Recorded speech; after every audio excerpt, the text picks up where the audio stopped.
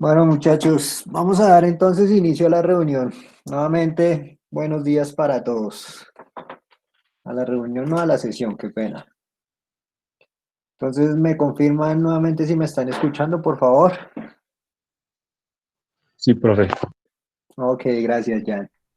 Bueno, entonces, primeramente, pues recordar la temática que vamos a trabajar el día de hoy, que es referente, bueno, todos, estas semanas vamos a trabajar todo lo relacionado con lo que son las teorías de aprendizaje, ¿sí? Y principalmente, pues el día de hoy vamos a involucrarnos con lo que es la teoría de conductivista o el conductivismo, como ustedes lo deciden llamar. Entonces, no sé si de pronto ustedes ya revisaron la plataforma. Sí, señor, ya lo revisamos.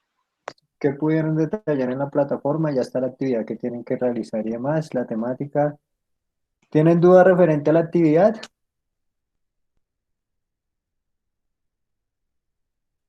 Realmente aquí se las comparto. Referente a la actividad, ¿tienen alguna duda? Ninguna al parecer. Bueno. Entonces, bueno, igualmente aquí les comparto la plataforma. Ustedes pueden ver aquí hay dos documentos relacionados ya con el conductismo, en donde se habla sobre lo que es el conductismo, y hay uno más específicamente en el que se relaciona el conductismo ya con la educación, que podría ser uno a tener en cuenta para la actividad. Entonces, ¿qué van a tener en cuenta en la actividad? ¿Sí? Ahorita se realiza la exposición por parte de los compañeros, va a haber una retroalimentación, un complemento por parte mía. ¿Bien? Y con base en esa exposición y el entendimiento que ustedes tengan referente al conductismo, ustedes van a plantear lo que es una actividad enfocada al conductismo. Esa actividad ustedes la plantean y me la entregan en formato Word, ¿sí? Entonces ustedes mencionan como la actividad, las características y por qué estaría involucrada con el conductismo.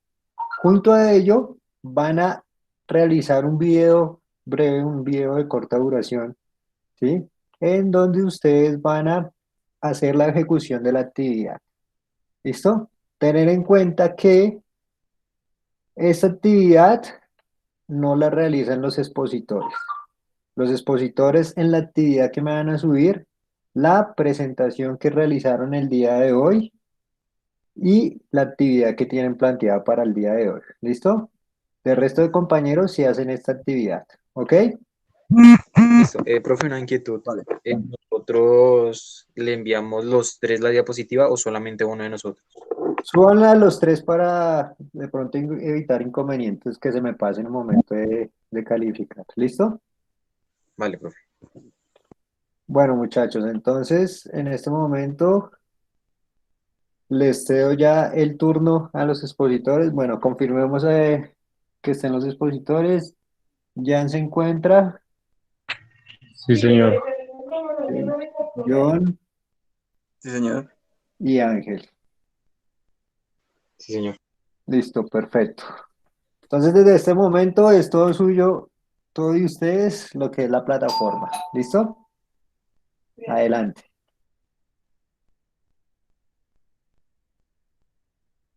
Por favor, me confirman si están viendo la pantalla. Sí, Jan, ahí se Sí, logra papi. visualizar. Eso.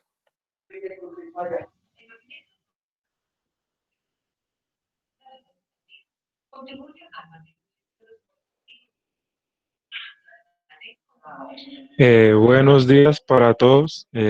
Nosotros, nuestro grupo está conformado por Santiago Huasca, Ángel de la Cruz y quien les habla, Jean Pablo Cañizales.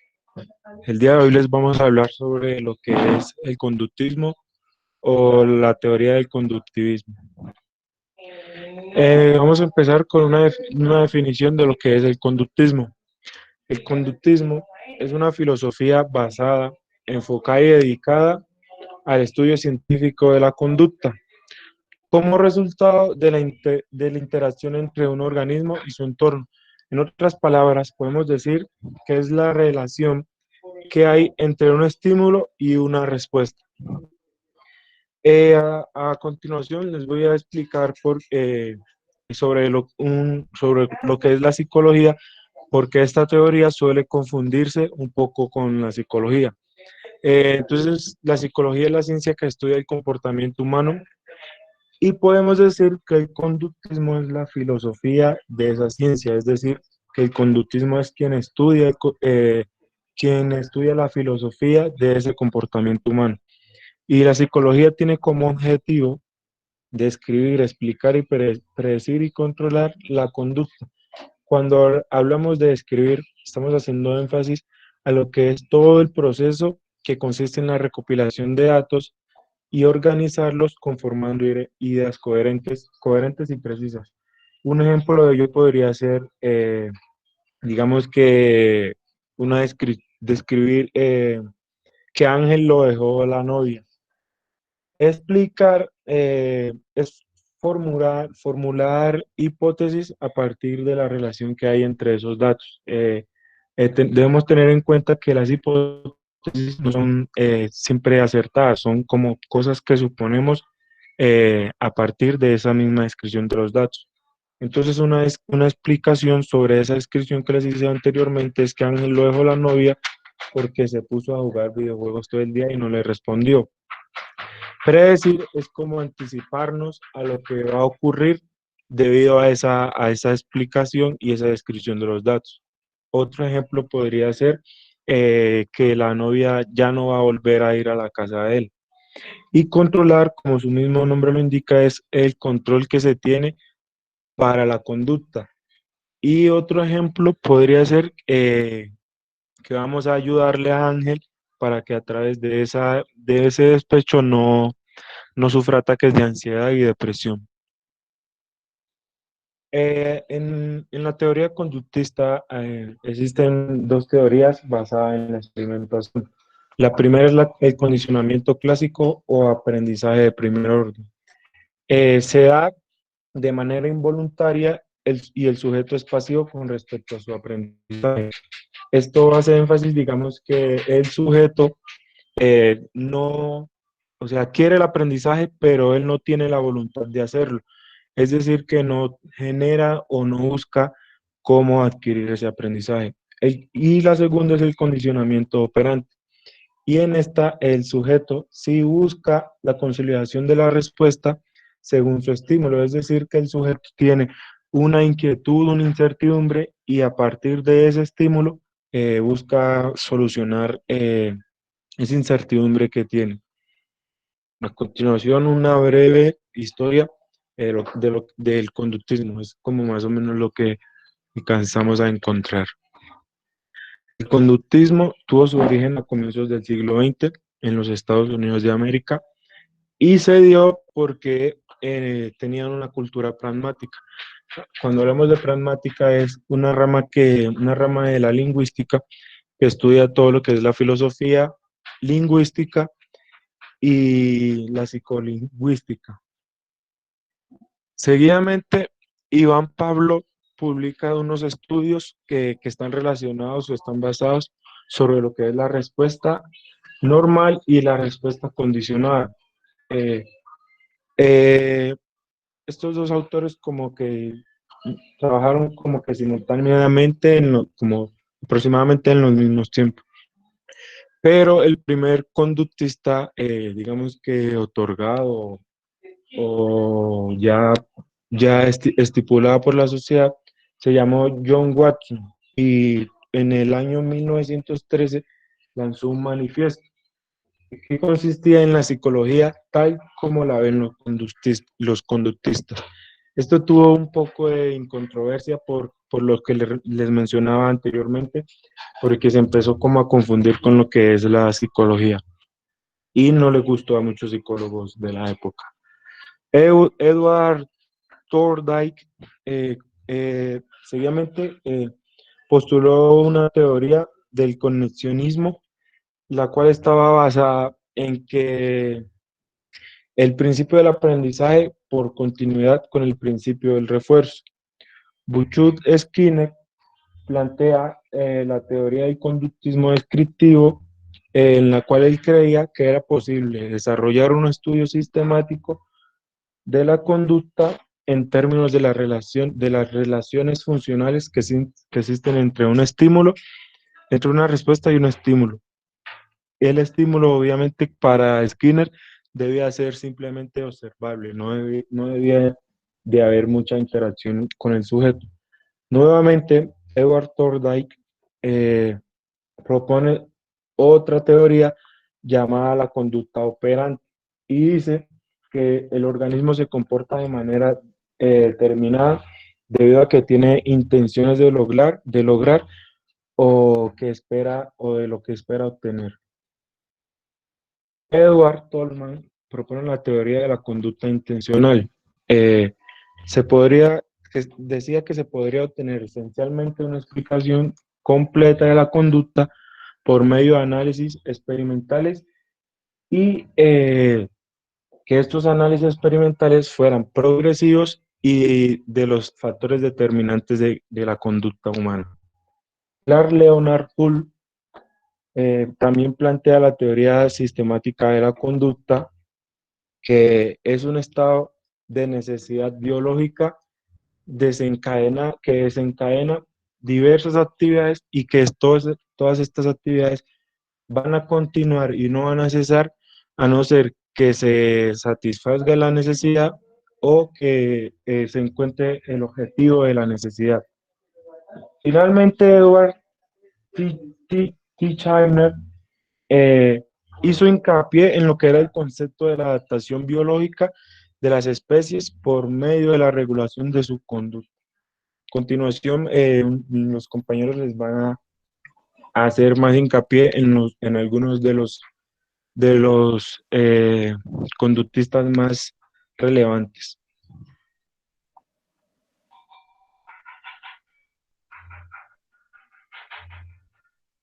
Bueno, buenos días.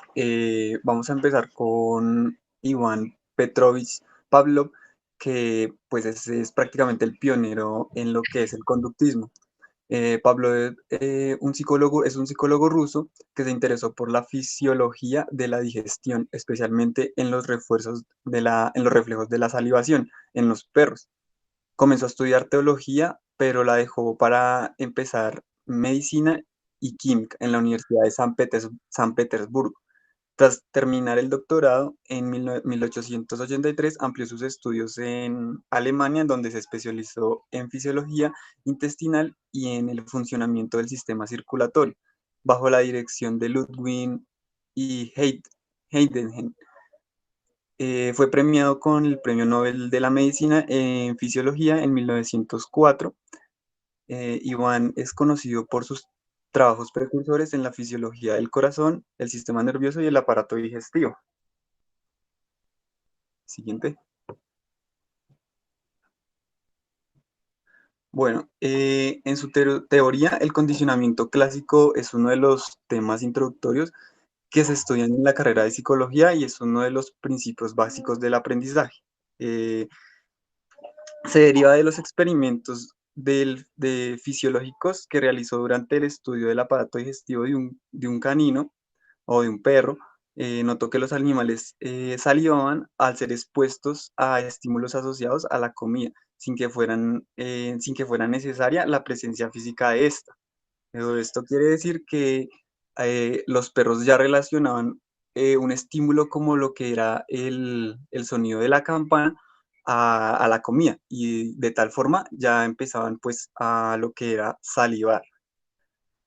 Em, el condicionamiento clásico sentó las bases del conductismo en una de las escuelas más importantes de la psicología y nace como consecuencia de los estudios de Pavlov, el cual se interesó pues, por la fisiología en la digestión, especialmente los reflejos de la salivación de los perros.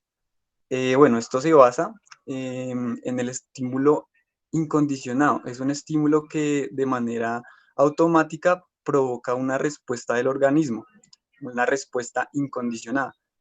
Es la respuesta que ocurre en el organismo de manera automática cuando está presente un estímulo incondicionado.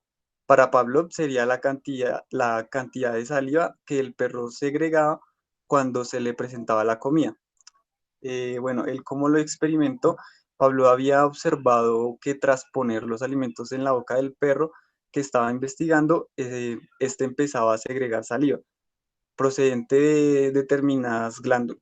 Pablo había observado que tras poner alimentos en la boca del perro que estaba investigando, empezaba a segregar saliva procedente de la y esto lo denominó el reflejo de salivación. Bueno, más adelante Pablo empezó a aplicar distintos estímulos auditivos y visuales que entonces eran neutros. Justo antes de servirle la comida al perro, esos resultados indicaron que tras varias aplicaciones el animal ya asociaba los eh, estímulos condicionados con la comida. Pablo llamó a esto reflejo condicionado, a la salivación que se producía tras esta asociación, que denominó el fenómeno como el reflejo de la salivación.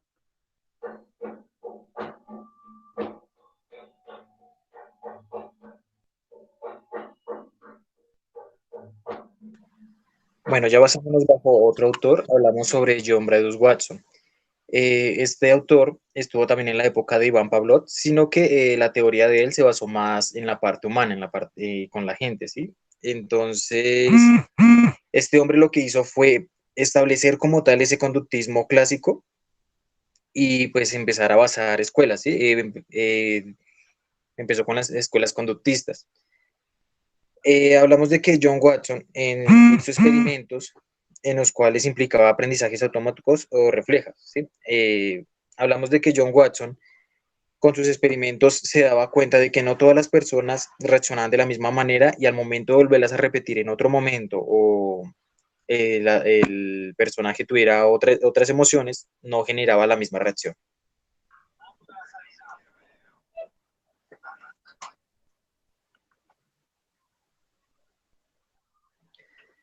Bueno, como les mencionaba que John Watson ahorita, como les estaba mencionando, él fue el que empezó esa base, el que construyó esa parte conductista del condicionamiento clásico, inaugurando las escuelas, ahí como lo vuelvo y lo reitero. Y pues hizo un nuevo estímulo, generaba un nuevo estímulo con algo ya existente, ¿sí? Ahorita les doy el ejemplo en un experimento en el que él hizo a inicios del siglo XX.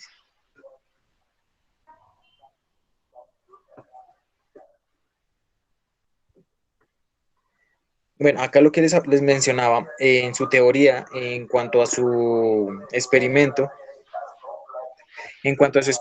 lo llamó el pequeño Albert. ¿En qué se basaba esto o cómo fue lo que hizo? Cogió a un niño de 11 meses y se lo llevó a su estudio y le presentó una rata blanca. El bebé al intentar acercarse a la rata blanca, lo que hacía John era golpear con un martillo una tabla de metal y el niño se asustaba y empezaba a llorar. Esto lo hizo media docena de veces y el niño pues empezó a cogerle miedo o cada vez que la rata se intentaba alejar pues, de la rata, ¿sí? Entonces John Watson propuso que en este momento, ya con un estímulo existente, generó un nuevo, ¿sí? ¿A qué me refiero acá? Que el bebé ya de por sí, listo, es curioso, ¿cierto? Pero al momento de intentar acercarse a la rata y el estímulo que le generó fue el miedo. Entonces ahí se refiere a cuando John Watson coge un estímulo y prácticamente lo une con otro para generar un nuevo estímulo, ¿sí? A eso se refiere en cuanto a su teoría. Bueno, como les volví y vuelvo y reitero, John Watson lo que hizo fue coger la propia teoría de Iván Pavlov y representarla en cuanto a la parte humana. Y como les mencionaba ahorita, ahí dice en el penúltimo apartado, qué pena, ya la devuelvo un momentico, por favor. Gracias. Dice que además de ciertos estímulos que funcionan satisfactoriamente con un grupo, no siempre funciona para otro. O los estímulos aplicados en otros años, quizá en la actualidad, no tienen el mismo resultado. ¿Sí? A eso era en que me refería, en que cuanto, dependiendo del momento, las emociones que tenga o el individuo que sea, no siempre va a reaccionar de la misma manera. ¿Sí? Ya para pasar a otro autor, en cuanto se llama Edward Lee Thursday, que pues mencionaba mi compañero, entra aquí la parte del condicionamiento operante en el cual pues prácticamente se lo llevó de la mano con el autor Skinner, que pues ya lo va a mencionar el compañero. Qué pena los interrumpo ahí un momentico. Eh, Sí.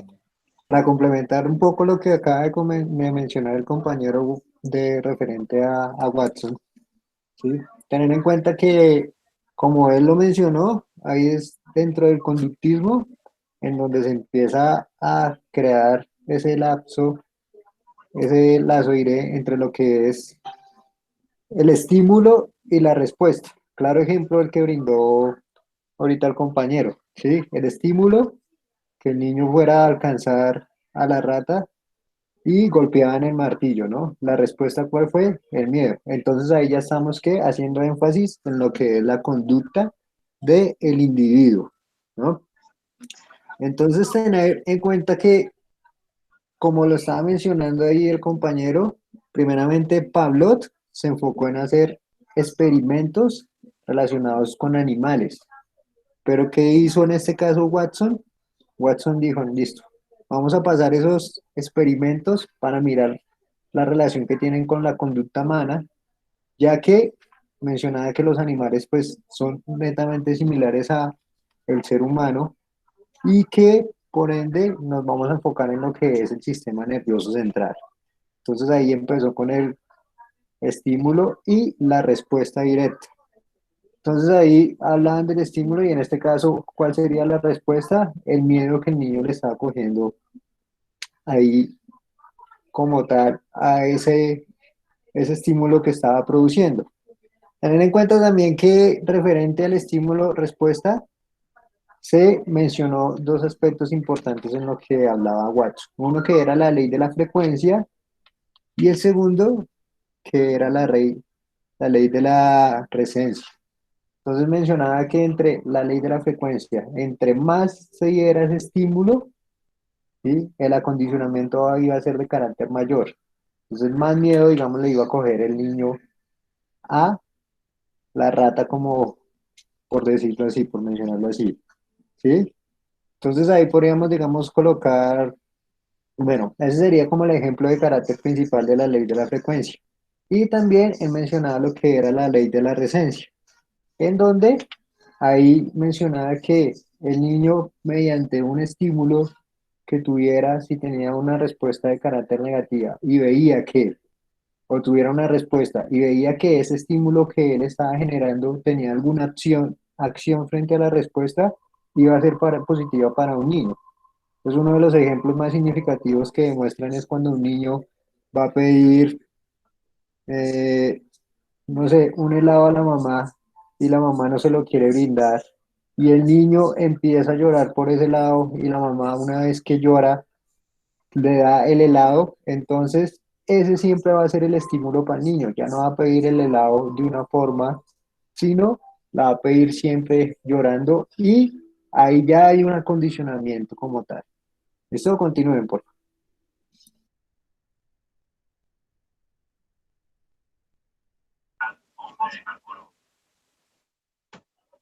Bueno, entonces vamos con el siguiente autor, sería Burrus Frederick Skinner. Él fue un psicólogo, filósofo social, inventor y autor estadounidense que condujo un trabajo pionero en la psicología experimental y defendiendo el conductismo, que considera el comportamiento como una función de las historias ambientales de refuerzo. En la teoría de él, el condicionamiento operante tiene que ver con los operantes, acciones intencionales que tienen un efecto en el ambiente que nos rodea. Skinner comenzó a identificar los procesos que hacían la ocurrencia de ciertas conductas operantes más o menos probables. Bueno, el condicionamiento operante, que implica cambiar la conducta utilizando refuerzos dados después de la respuesta deseada. Skinner identificó tres tipos de respuestas u operantes que pueden seguir al comportamiento. Operantes neutros son respuestas del ambiente que ni aumentan ni disminuyen la probabilidad de que la conducta se repita. Estas respuestas aumentan la probabilidad de que la conducta se repita.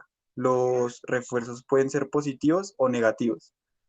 Las respuestas que disminuyen la probabilidad de que una conducta se repita, los castigos debilitan la conducta en cuestión. Bueno, el experimento que Skinner realizó para estas investigaciones, él tomó una rata y la puso en una caja. Él la denominó como la caja de Skinner, en donde tenía dos botones, uno la alimentaba y otro pues no hacía nada. De esta manera pudo realizar los análisis para la teoría del conductismo operante.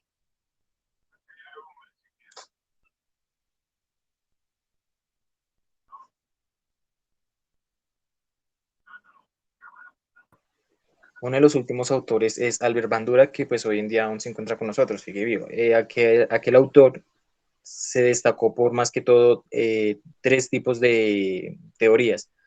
Una de ellas es el aprendizaje social, la otra su evolución y el sociocognitivismo, y otra que era sobre la autoeficacia. ¿Sí? Entonces, en las que nos vamos a enfocar acá un poquito para explicarles es en cuanto al aprendizaje social y el experimento que él hizo. ¿Listo? Entonces, en cuanto a su teoría, él se basa en que anteriormente los demás autores se basan en cuanto al individuo mismo, ¿sí? Pero en esto él quiere hacer una experiencia, algo nuevo en cuanto a lo que lo rodea a ese individuo y cómo reacciona bajo esos comportamientos, ¿listo? Entonces, él hizo una teoría, perdón, hizo un experimento en el cual se basa en lo siguiente, que lo llamó el muñeco bobo. Entonces ponía a un niño frente a un televisor, le mostraba a algún adulto en el cual actuara de manera ya sea agresiva, pasiva o de otra manera, y le pasaban un muñeco al niño después a ver qué realizaba. ¿Qué es lo que hacía el niño? El niño hacía exactamente lo mismo que vio en el adulto, lo hacía con el muñeco. Si veía que el adulto era agresivo, golpeaba algo o manejaba esa ira muy expresivamente, el niño cogía y hacía exactamente lo mismo con ese muñeco, ¿sí? Entonces, pues a esto lo llamó como la teoría del aprendizaje social. ¿Listo?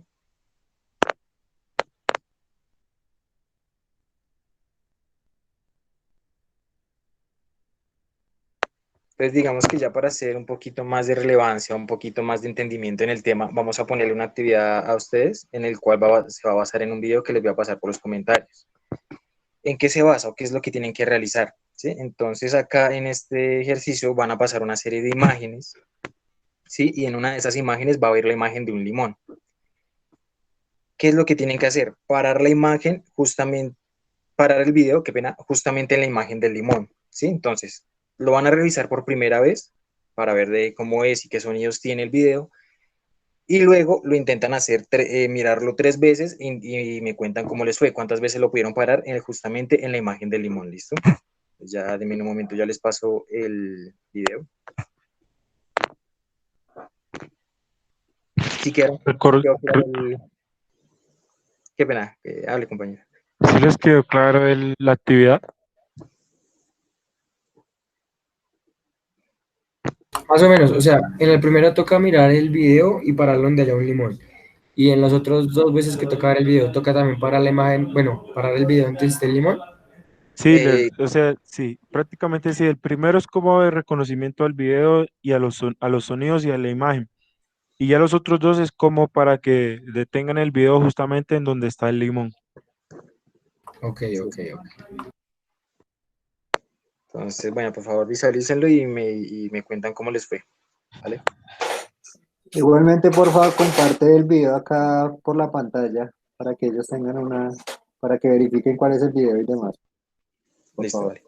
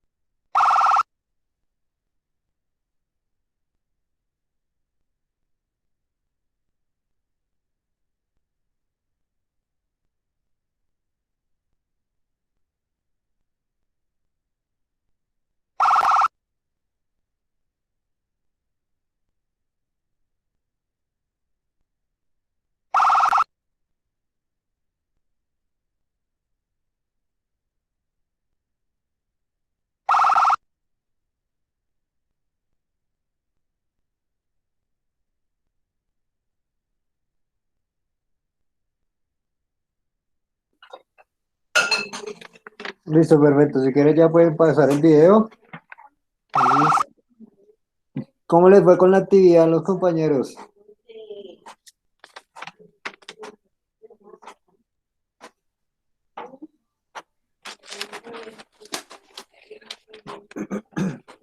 Bien, profe, ya la hice. ¿Qué tal? ¿Cómo les fue? ¿Cuál es su ¿Qué, perspectiva digamos, frente a la actividad? sí, digamos que qué percibieron de la actividad?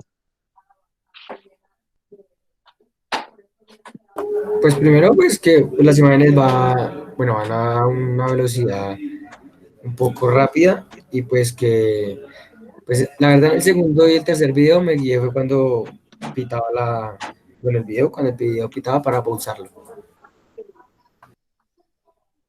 ¿Y cuántas veces, digamos, cuántas veces lograste coger el limón a partir de lo que escuchaste? Ninguna, siempre paraba en el payaso. Ah, bueno, ¿y los demás?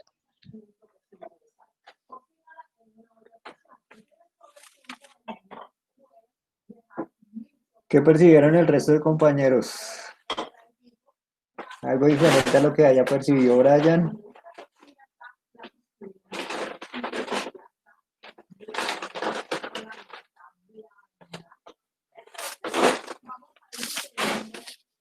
Nicolás, Víctor, ¿qué percibieron?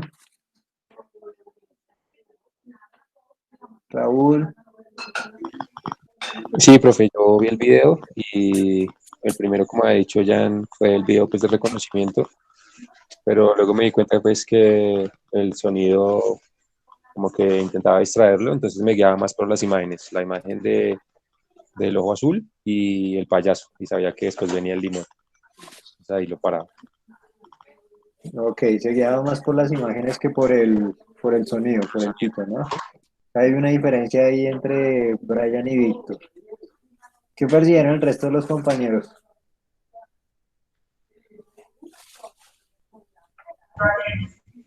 Profe, digamos que en cuanto a la imagen de Krusty, pues es como lo más relativo y relevante, digamos, pues yo me imagino que casi todo el mundo, ¿no? Entonces, pues en mi caso, pues digamos, lo vi una vez y ya después sabía que o sea, primero era el pito, después esa imagen y ahí ya paraba la imagen. Ok, perfecto. Bien, Raúl. Entonces ahí la imagen de Krusty y lo que es el silbato. Bueno, referente a lo que acaban de mencionar los expositores, ¿cuál es la percepción o cuál es la característica de esta actividad relacionada con lo que es el conductismo? ¿Cómo se puede ver relacionada? O explíquenos directamente cómo está la actividad enfocada hacia el conductismo.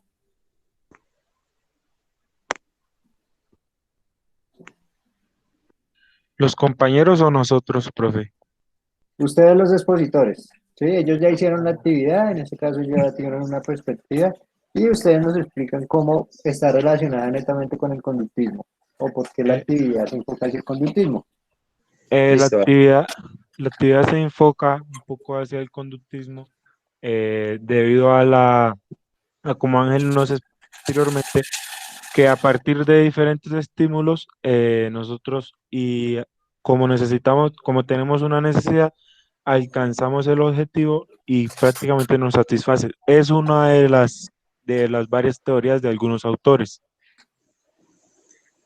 Sobre todo es más que todo es el tipo de aprendizaje que postuló Iván Pavlov y pues acá lo que hicimos fue generar dos tipos de estímulos.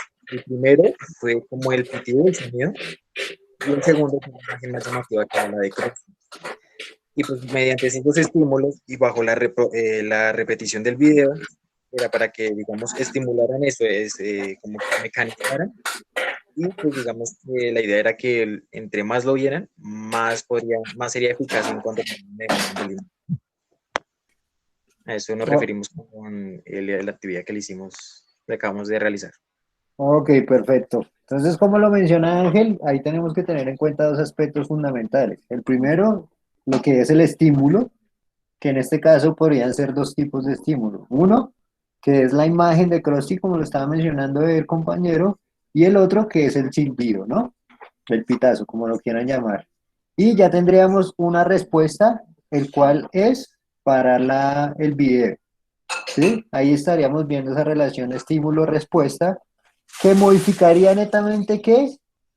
Lo que es nuestra conducta. Por eso se le conoce como el conductismo. ¿Sí?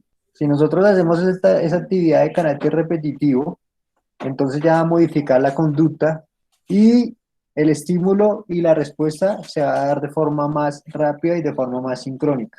Ya en hasta algún momento determinado, como ya modificamos nuestra conducta o generamos una nueva conducta referente al video, ya no habrá ni siquiera necesidad de mirar netamente la imagen o esperar al silbido. Entonces, para que lo tengan en cuenta. Entonces, bueno, referente a lo que acabaron de exponer los compañeros, pues como les mencioné, pues voy a hacer un complemento a lo que ellos acabaron de exponer, que la exposición estuvo muy bien. Sí, mencionaron los autores de carácter principales en lo que es el conductismo. Tener en cuenta, como lo mencionaba inicialmente el compañero Jan, pues hay una relación entre lo que es la filosofía y la psicología para esta primera teoría. ¿Y por qué razón? Porque antiguamente lo que era el aprendizaje o quienes estudiaban ese proceso de aprendizaje de los seres humanos eran netamente los filósofos. ¿Sí? ¿Por qué razón? Porque estaba relacionada netamente con la conducta del individuo. Pero cuando llegó el Renacimiento y por Renacimiento, ya la psicología empezó a implementar sus estudios directamente en lo que es el aprendizaje. ¿Por qué razón ustedes consideran que la psicología implementó sus estudios o empezó a tener un papel fundamental en ese proceso y ya se le dejó ese papel netamente, o bueno, relacionado entre la filosofía y la psicología, pero más específicamente a la psicología? ¿Por qué creen ustedes que la psicología se empezó a enfocar en ese aspecto? Si ustedes vieron todos los autores que mencionaban ahí, son psicólogos, ¿no? Lo que es Skinner, lo que es Watson, lo que es Pablo, ¿sí? ¿Por qué consideran ustedes que se le empezó a dejar a la psicología? Profe, yo creo porque, pues, bueno, digamos, los psicólogos siempre lo que Mamá, miran es, estoy en clase. los psicólogos miran es cómo uno reacciona a cualquier cosa, bueno, digamos, a una cosa que pase. Entonces, de pronto, con eso va asociado, como lo decían ahorita cuando le enseñaban al niño que iba por la rata y llegamos a escuchar los golpes, le da miedo. Es el cómo reacciona uno frente a él.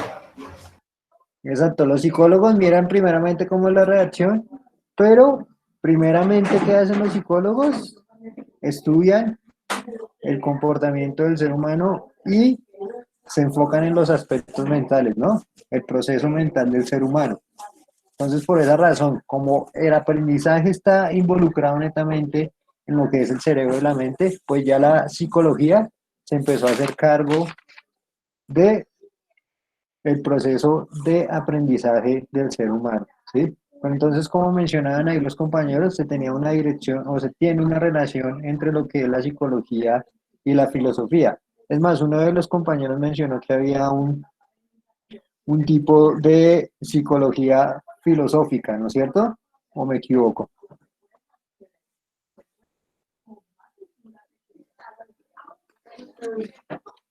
De los expositores, ya que fue el que expuso esa parte. ¿No es cierto que hay una relación?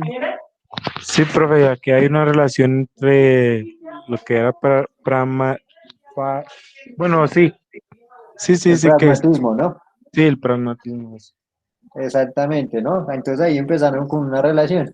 Importante mencionar que ya la psicología se enfocaba en lo que era el sistema nervioso, cosa que no hacían los filósofos. Y se empezaron ahí a hacer experimentos de forma enfocados a la psicología, lo que se le conocía como la psicología científica o la psicología experimental, que era lo que ustedes lograron ver en los diferentes autores de esta teoría, en donde ya en lo que es la psicología experimental cogían un grupo determinado de individuos y hacían un experimento con ellos. Por lo general se enfocaban en dos grupos inicialmente. Uno, donde les brindaban un estímulo y miraban cómo reaccionaban ante ese estímulo, y otro en donde no se les brindaba ese estímulo y cuál es la reacción de ese grupo, ¿no? Entonces, primeramente para que tengamos en cuenta en eso. Voy a resaltar unos aspectos que vienen previo al conductismo, ¿sí? En donde pues hay autores que ellos los mencionaron, como era el caso de Lee Thorndike, ¿sí? De Will Wundt, en donde digamos Will Wundt se le conoció como lo que estábamos mencionando en ese aspecto, lo que era el psicólogo filosófico o la psicología filosófica, ¿sí? Porque ahí él empezó a trabajar ya lo que era ese estímulo, ¿sí? Y mirando ahí cuáles eran los principios psíquicos en ese estímulo, de ahí empezó lo que es la introspección. Entonces, ahí se empezó con ese aspecto. Seguido de eso vino lo que era John Dewey, en donde ya se enfocó en la observación de la conducta. Ahí ya estábamos hablando de el hombre estaba en lo que es la Universidad de Colombia, ¿sí? Que queda en Estados Unidos. ¿Y qué hizo él? Ahorita nos mostraron un ejemplo de un niño, pero previamente John Dewey ya había empezado a hacer una experimentación con un niño, en donde cogía un niño de 3 años, o cogía niños de 3 años, y lo que mira era la conducta que ellos tienen a partir de lo que ellos expresaban en su rostro durante el juego, ¿sí? Entonces ahí él se enfocaba en mirar cuál era esa conducta una vez ellos empezaban a jugar, y miraba entonces cuál era la expresión del rostro para identificar esa conducta. Pero ¿qué pasó? Dijeron que él estaba haciendo experimentos con niños, y entonces por ese lado le dijeron, no, usted ya no puede hacer más experimentos con niños, y por ende él cambió de una vez a lo que fueron los animales. Él empezó a experimentar con lo que fue los pollos, lo que fueron las ratas, ¿sí? Lo que eran eh, los gatos también se empezó a experimentar. Y uno de los experimentos que él más se enfocó era el laberinto para los animales, en donde se les colocaba un laberinto y miraba cómo era la conducta de ellos al intentar salir de ese laberinto específicamente. Entonces, para que lo tengamos ahí un poco en cuenta. Viene uno que también mencionaron, que fue Lytton Dicker. ¿Qué hizo Lytton Dicker? Que ustedes lo acabaron de mencionar ahorita. Y él tiene un papel fundamental en lo que es el conductismo. Él hizo prácticamente lo de ensayo y error. Ahí se menciona lo que es el ensayo de Roy, y tuvo dos teorías, una que era la ley de efecto y la otra era es la ley del ejercicio. ¿Me recuerdan cuál es la ley del efecto? La ley del efecto prácticamente es la repetición y como La esa repetición y qué pena. prácticamente es lo voy a mencionar para que me quede más fácil con un experimento que él hizo en el cual leí pues hace muy poco, que habla sobre unas cajas y con los gatos, ¿sí? Entonces lo que hizo fue meter unos gatos a unas cajas y tenían un tipo de obstáculos esas cajas. Y los gatos en los primeros intentos se demoraban 10 minutos en salir. Con tantas repeticiones y ya lo último los gatos se demoraban 2 minutos en salir. Entonces ahí lo que él menciona es que ellos empiezan a tener una parte memorística y dejan atrás la parte del razonamiento. Es lo que menciona el autor. Exactamente. Él empezó a hacer ese experimento con los gatos, ¿sí? Y entonces ahí, ¿qué sucedía? Como lo estaba mencionando el compañero, pues empezaban a reforzar, ¿sí? Esa conducta que ellos empezaban a tener, entre más veces lo empezaron a repetir, ¿no? Entonces, uno de los objetivos era que los gatos abrieran un cerrojo, y al abrir el cerrojo, pues se les daba un estímulo, ¿sí? De carácter positivo, podría ser en ese caso. Y si el estímulo era de carácter positivo, pues ellos iban a abrir el cerrojo más, más veces en este caso, y lo que iban a hacer también era que como tenían una respuesta de carácter satisfactoria, pues iban a repetir constantemente esa conducta que estaban adquiriendo, ¿sí? Entonces ahí empieza él también a mencionar algo que se conoció como el conexionismo. ¿Tienen conocimiento de qué sería el conexionismo en este caso?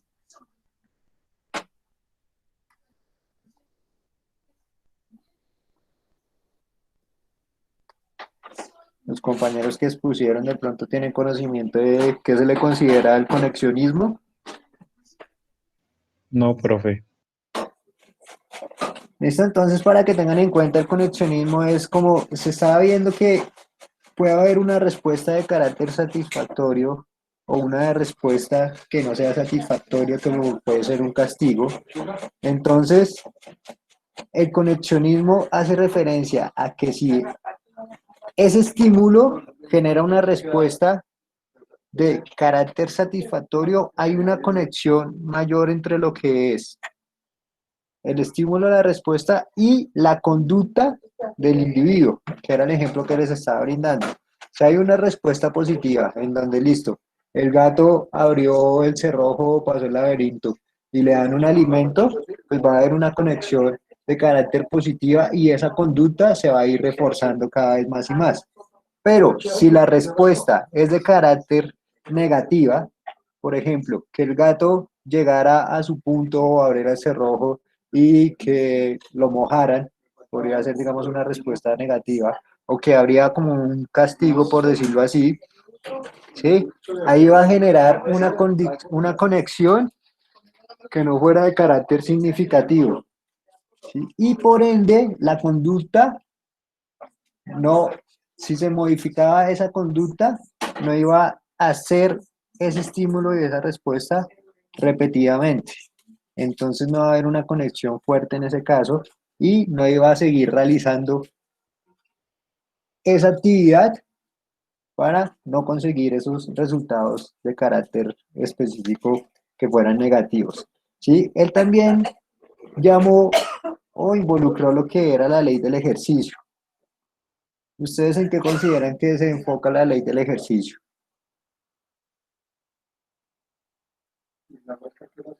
Que estaría relacionado con lo que acabé de mencionar anteriormente y lo que el compañero menciona, lo que el compañero mencionó.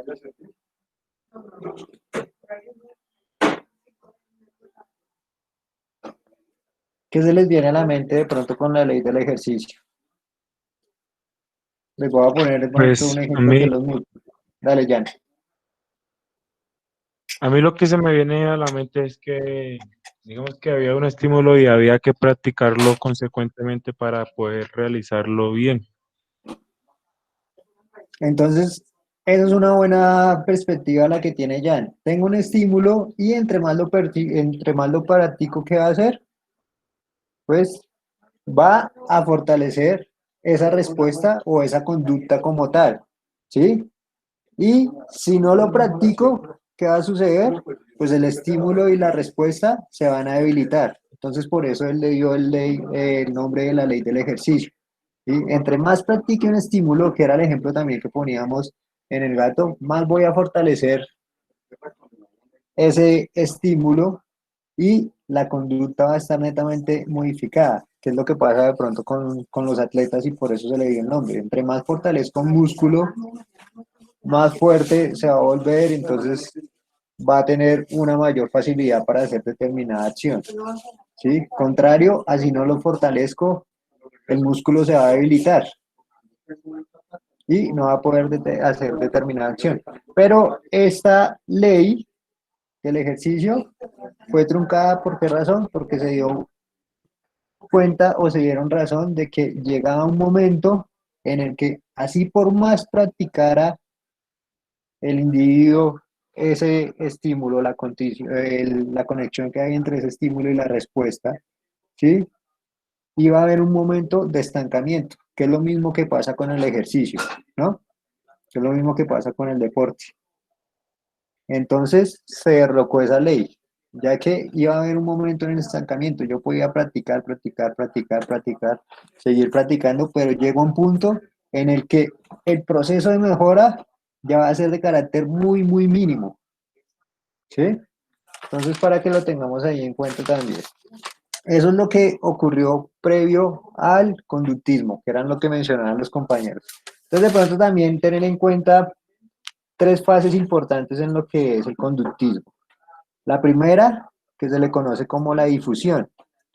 Esa fase se da desde 1919 a 1930. ¿Sí? que quiénes fueron los autores que empezaron a participar en lo que sería la difusión, y se le conoce así porque se empezó a difundir lo que era la teoría conductivista. Dentro de 1919 y 1930, quienes estaban presentes ahí en ese caso. Iván Pavlov, John Watson y Edward Lee Tordi, creo que Exacto, los que acabamos de mencionar, ¿no? Pablo, bueno, Pablo no lo mencionamos ni Watson, pero sí Torley, y estaría netamente involucrado lo que es Watson y lo que es Pablo, ¿sí? Ya después viene una segunda etapa que se le conoce como la etapa de las teorías, que va desde 1930 a 1950, ¿sí? Entonces allí ya estarían más netamente involucrados los que son autores como, bueno, nuevamente se menciona a Watson, ya específicamente involucrado a lo que es Skinner. ¿Y quién fue el último autor que nombraron ustedes? Albert Bandura. Exacto, que serían los que están implícitos en ese aspecto. Y por último, tendríamos una etapa que se le conoce como la etapa de la crisis, que va de 1950 a 1960, que ahí es cuando ya se empieza a derrocar lo que es la teoría del conductismo. ¿Por qué razón ustedes consideran que se empieza a derrocar lo que es la teoría del conductismo?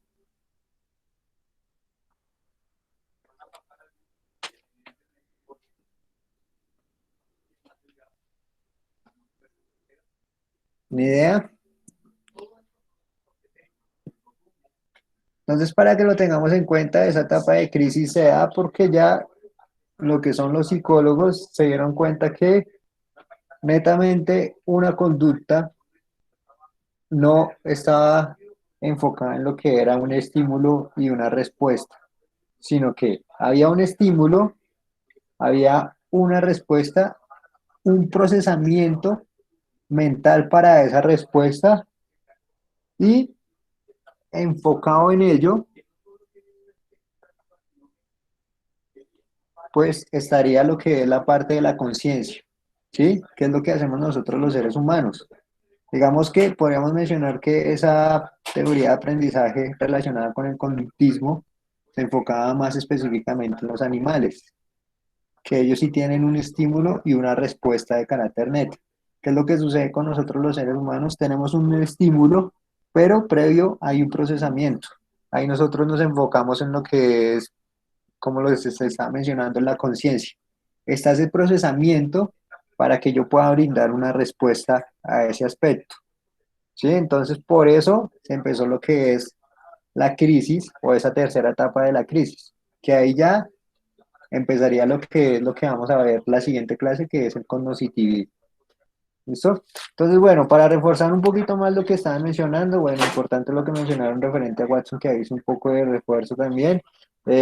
Pablo, que es importante, interesante lo que él menciona con los animales, en este caso los perros, que es algo que si ustedes denotan pasa netamente en lo que son los seres humanos, ¿no? O sea, en el momento en el que nosotros tenemos hambre o si nada más sentimos el olor a comida, nosotros ya empezamos en muchas ocasiones a generar saliva o nuestros jugos gástricos empiezan a actuar netamente, o hasta en ocasiones nosotros podemos sentir el sabor de ese olor, ¿no? O de pronto les pasa a ustedes cuando la mamá de ustedes los llama a almorzar o similares, ¿sí? Entonces, bueno, para resaltar, pues aquí se le conoce como el precursor más importante a Skinner, que era lo que ya lo mencionaban ellos, ¿sí? Él, aparte de generar, de poner en la teoría lo que era el estímulo y respuesta, él le adhirió lo que era estímulo, respuesta y reforzamiento. Entonces, ¿en qué se basaba el reforzamiento? Que ustedes lo explicaron netamente con la caja de Skinner.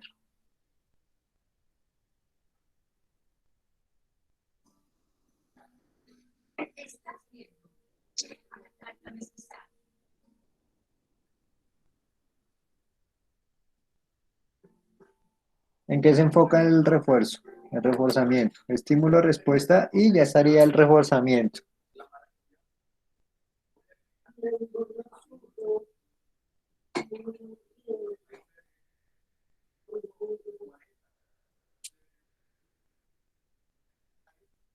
Ninguno de los expositores en que se esforzaba el reforzamiento, se enfocaba el reforzamiento.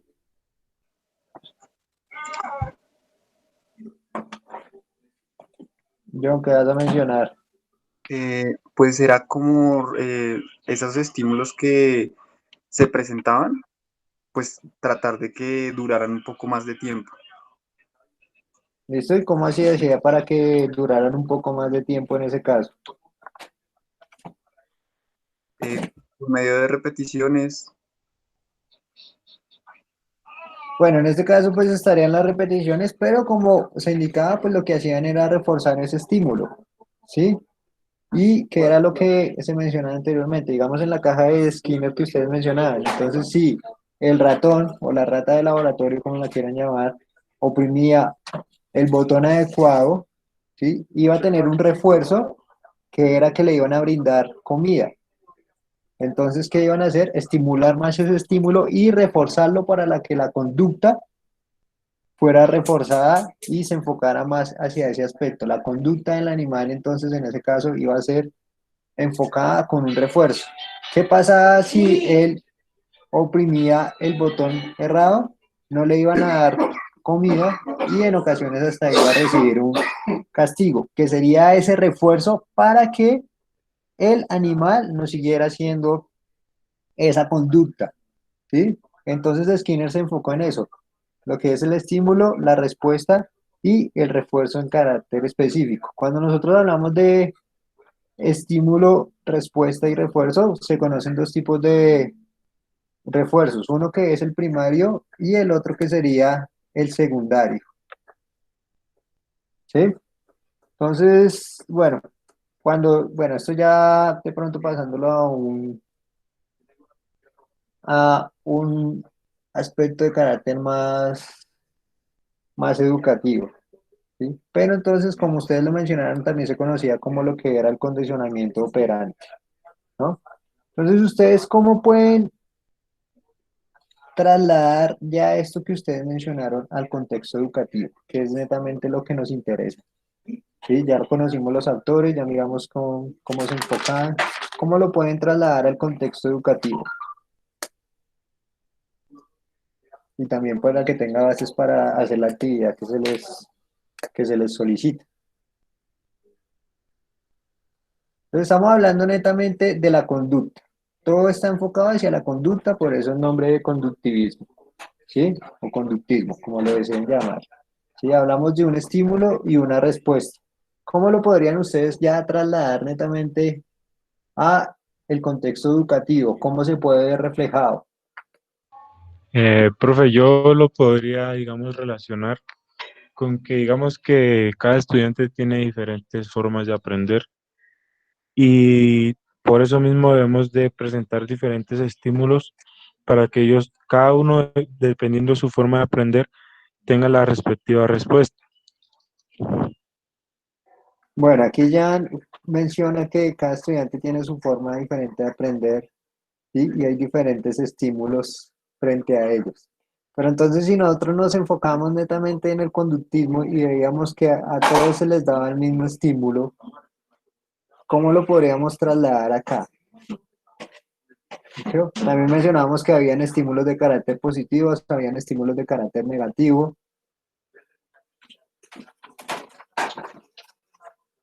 Si ustedes se transportan en el contexto en donde el conductismo tuvo su auge, que como les mencionaba, pues fue entre los años 30 y los años 50, ¿sí? Hasta finalizar los años 60, hasta finalizar los años 50.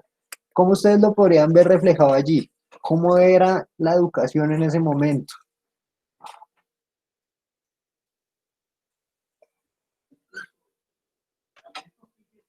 Profe, pues digamos, pues yo creería que si bien lo nombraron los compañeros, que también es por medio de observación, entonces asimismo, para ponerlo pues en este tiempo, es como decirle, no sé, a los niños que uno tenga a cargo, decirle, mire, hay que patear el balón así, por ejemplo, de cierta manera, pero entonces para que ellos lo aprendan, lo asimilen y tengan ese estímulo apropiado, pues obviamente ellos primero van a ver, a estar mirándolo a uno, ¿no? Entonces es como decir, mire, si hace así, ahora replíquenlo, creo yo, profe. Podría ser, no sé. Ok, pero ahí nos estaríamos enfocando, digamos que en la forma de enseñar.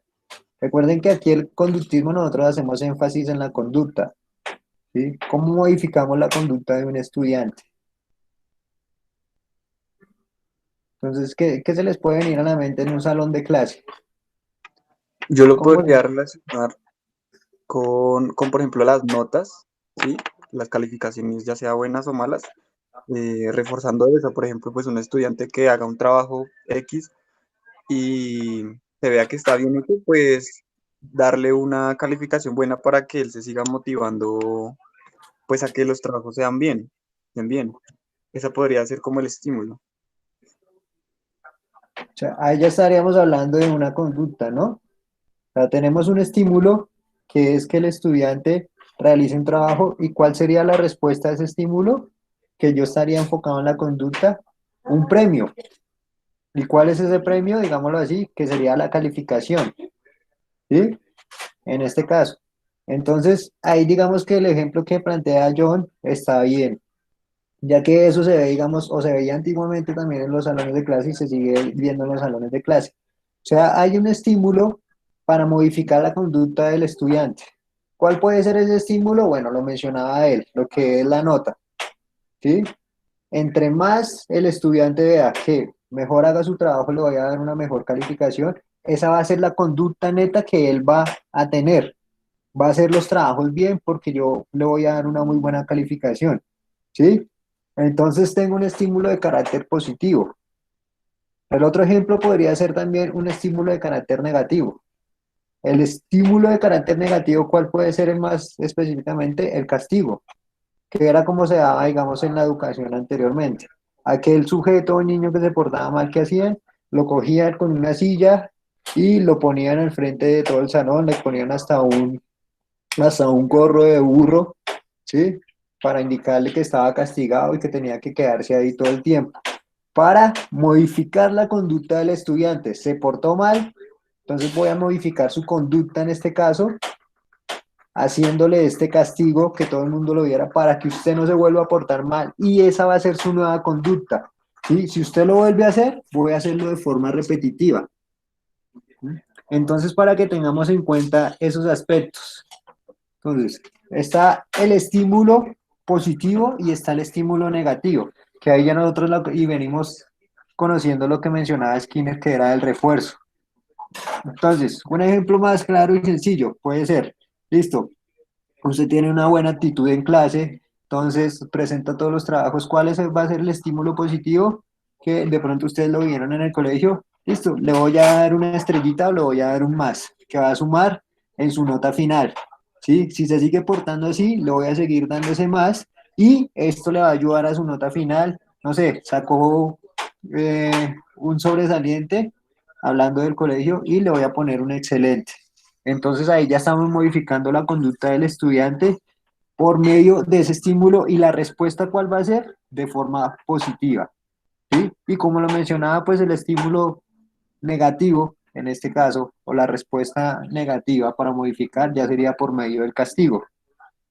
Entonces, para que lo tengamos en cuenta. Siendo así, entonces, digamos, desde su área, ¿ustedes cómo podrían ejemplificar el conductismo?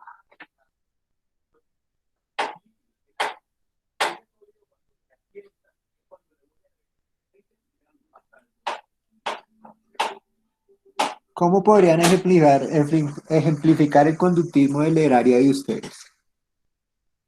¿De la educación física o el deporte? Como lo quieran.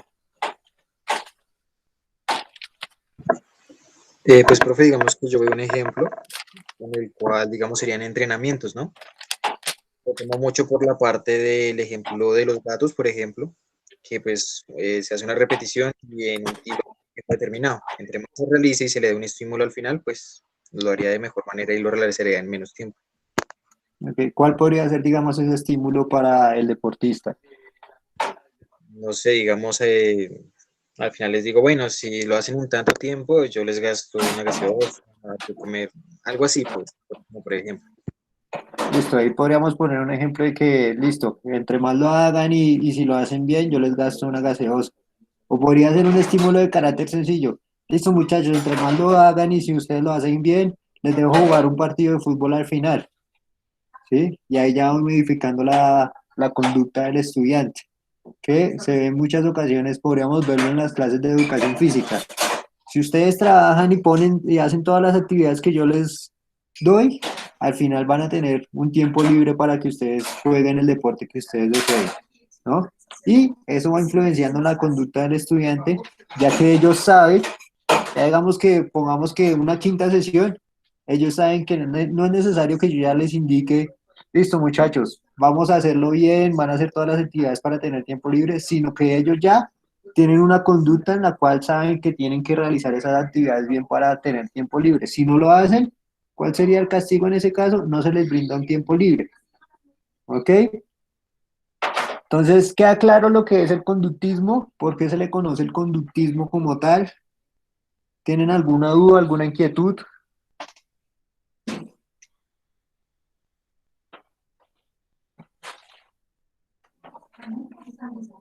¿Ninguna duda, Eh, ninguna inquietud? Dale, Raúl. no, yo creo que pues está más que claro, diría yo. Esto, igualmente esta teoría es de carácter sencillo, pues ténganlo en cuenta que aunque esa teoría no llamemos que está derrocada, pues como ustedes lo vieron ya tuvo su tiempo de crisis y no se está dando tan específicamente a nivel educativo, se sigue implementando, ¿no? Nada más el ejemplo sencillo que les brindaba ahorita con la clase de educación física o el ejemplo que brindó el compañero Ángel también o el compañero John, se sigue implementando como tal, ¿sí?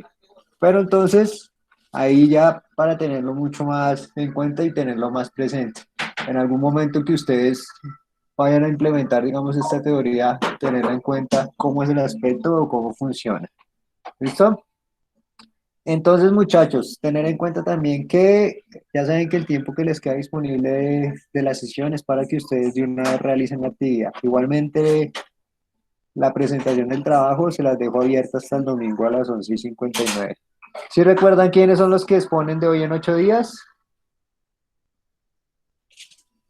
Sí, señor, es mi grupo. Ok, Brian y Nicolás, ¿no? ¿Qué expondrían ustedes? Lo que es el El cognoscitivismo. cognoscitivismo, exactamente. ¿Listo? Recuerden también enviarme la actividad con antelación, así como lo hicieron sus compañeros, para que la podamos implementar. Bueno, ¿Listo? profe. Intentemos implementar también la actividad un poco más enfocada hacia el área que nosotros manejamos, que sería el deporte y la educación física. ¿Ok? Entonces, del último grupo, un compañero me había escrito que prefería hacerlo solo, pero en el momento como que no está. Arnold se encuentra, ¿no?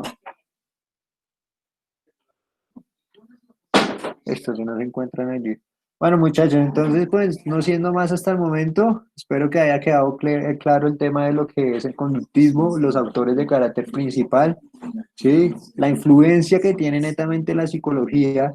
Si ustedes se dan cuenta, pues nosotros leemos todo este proceso de aprendizaje o este estudio de aprendizaje principalmente a lo que son los psicólogos, a esa ciencia, ¿no? O bueno, todavía no estoy seguro si se caracteriza como, si se caracteriza como una ciencia. Entonces, no siendo más, muchachos, les dejo este espacio para que puedan realizar la actividad del video de una vez y damos por finalizada la sesión. ¿Listo? Vale, profe, gracias. Listo, entonces que todos estén muy bien.